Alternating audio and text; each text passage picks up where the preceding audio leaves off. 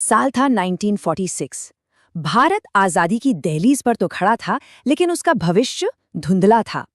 आज हम बात करेंगे 1946 के कैबिनेट मिशन प्लान की, भारत को एक रखने की ब्रिटेन की वो आखिरी और सबसे बड़ी कोशिश।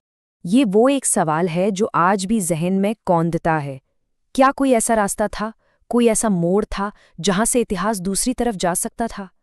चलिए, आज इसी ऐतिहासिक मोड़ को जरा करीब से देखते हैं। तो सोचिए, दूसरा विश्व युद्ध खत्म हो चुका है, अंग्रेजों का भारत छोड़कर जाना तय है, लेकिन हवा में एक सवाल तैर रहा था। वो अपने पीछे कैसा भारत छोड़कर जाएंगे? देश के भविष्य पर एक गहरे राजनीतिक बंटवारे का साया मंडरा रहा था। और देखिए, टकराव बिल्कुल साफ था। आमने सामने दो बिल्कुल अलग सोच खड़ी थी। एक तरफ थी भारतीय राष्ट्रीय कांग्रेस, जो एक अखंड संयुक्त भारत चाहती थी, और दूसरी तरफ थी मुस्लिम लीग, जो एक अलग देश पाकिस्तान की अपनी मांग पर अड़ी हुई थी। लेकिन ये जो खाई थी, ये रातों रात नहीं बनी थी। इसके बीज तो बहुत पहले बो दिए गए थे। 1909 में अंग्रेजों ने सेपरेट इलेक्टोरेट्स यानी पृथक निर्वाचक मंडल की शुरुआत की। मतलब मुस्लिम वोटर सिर्फ मुस्लिम उम्मीदवार को ही वोट देंगे। इससे राजनीति में धर्म को मिला दिया और दूरियां और बढ़ा दी।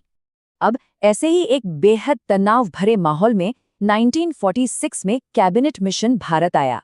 ये अंग्रेजों की तरफ से सत्ता को शांति से सौंपने और देश को बंटने से रोकने की आखिरी संजीदा कोशिश थी।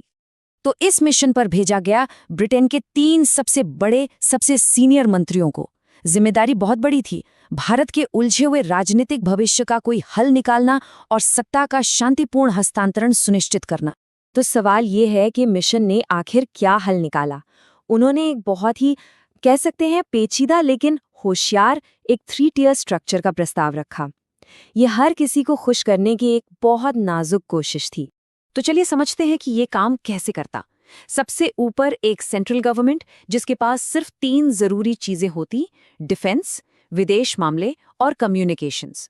उसके नीचे प्रांतों को ग्रुप्स में बांटा जाता और बाकी सभी मामलों में प्रांतों को पूरी आजादी होती। मतलब केंद्र और प्रांतों के बीच पावर को बैलेंस करने की एक बड़ी कोशिश थी। अब स्क्रीन पर देखिए कि प्रांतों को असल में बांटा कैसे गया था। ग्रुप ए में ज्यादातर हिंदू आबादी वाले प्रांत थे, जैसे मद्रास और बॉम्बे। ग्रुप बी और सी में मुस्लिम आबादी वाले प्रांत थे, जैसे पंजाब, सिंध, बंगाल और असम। आइडिया ये था कि ये ग्रुप्स अपने इलाके के लिए अलग संविधान बना सकते हैं, जिससे मुस्लिम अल्पसंख्यकों को सुरक्षा का एहसास हो। अब देखिए, ये प्लान कागज पर तो कमाल का लग रहा था, है ना?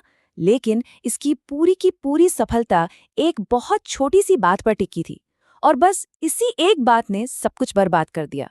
और यही वो सबसे बड़ी वजह थी। कांग्रेस का मानना था कि प्रांतों के लिए इन ग्रुप्स में शामिल होना ऑप्शनल है, वो अपनी मर्जी से फैसला कर सकते हैं।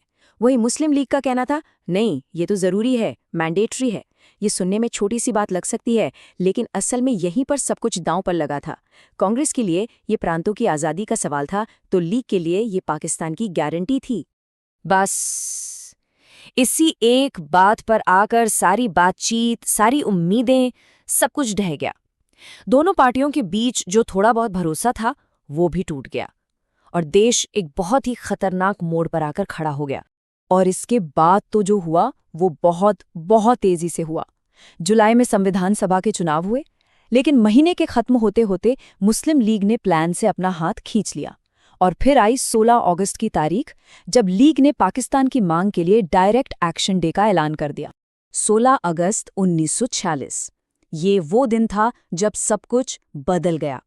डायरेक्ट एक्शन डे ने एक ऐसी हिंसा की आग भड़काई जिसकी शुरुआत कलकत्ता से हुई, और देखते ही देखते इसकी लपटों में एक साथ रहने की आखिरी उम्मीद भी जलकर राख हो गई। अब बंटवारा लगभग तय लग रहा था। लेकिन कहते हैं ना कि हर अंधेरे के बाद सुबह होती है। इस नाकामी और हिंसा की राख से कुछ बहुत बड़ा और जरूरी पैदा होने वाला था। कैबिनेट मिशन प्लान तो फेल हो गया, लेकिन उसका एक आइडिया, संविधान सभा का आइडिया, जिंदा रहा। बस अब उसका मकसद पूरी तरह बदल चुका था। बंटवारे के बाद जाहिर है जो सदस्य पाकिस्तान के इलाकों से थे वो अलग हो गए। अब भारत की संविधान सभा में बचे थे 299 सदस्य, और इन्हीं के कंधों पर एक नए आजाद भारत का संविधान बनाने की जिम्मेदारी थी। और इन लोगों ने जो काम किया वो मामूली नहीं था। 2 साल, 11 महीने और 18 दिन, इतना वक्त, इतनी बहसें, इतनी चर्चाएं भारत के भविष्य को कागज पर उतारने में लगी थीं। ये अपने आप में एक कमाल की बात है। सोचिए, एक सभा जो बनी तो थी एक अखंड भारत का संविधान लिखने के लिए, अब वो एक नए, आजाद लेकिन बटे हुए देश की तकदीर लिख रही थी। इस बात को समझने के लिए कि संविधान बनाने वालों के मन में क्या था, ये लाइन बहुत जरूरी है। वो सिर्फ नियम कानून नहीं बना रहे थे, वो उन जख्मों का इलाज ढूंढ रहे थे जो गुलामी के दौर में मिले थे। और इसीलिए भारतीय संविधान का दिल है हमारे मौलिक अधिकार। समानता का अधिकार, आज़ादी का अधिकार, शोषण के खिलाफ अधिकार। ये सिर्फ कानूनी बातें नहीं हैं, ये एक वादा था। एक वादा कि आज़ाद भारत में हर नागरिक सम्मान से जिएगा और अतीत की गलतियां दोबारा नहीं दोहराई जाएंगी। तो आखिर में हम एक बहुत ही गहरे सवाल पर आके रुकते हैं। ये कितना बड़ा विरोधाभास है ना? कि एक राजनीतिक नाकामी जो देश को एक रखने में फेल हो गई, उसी ने दुनिया के सबसे महान मानवाधिकार दस्तावेजों में से एक को जन्म दिया।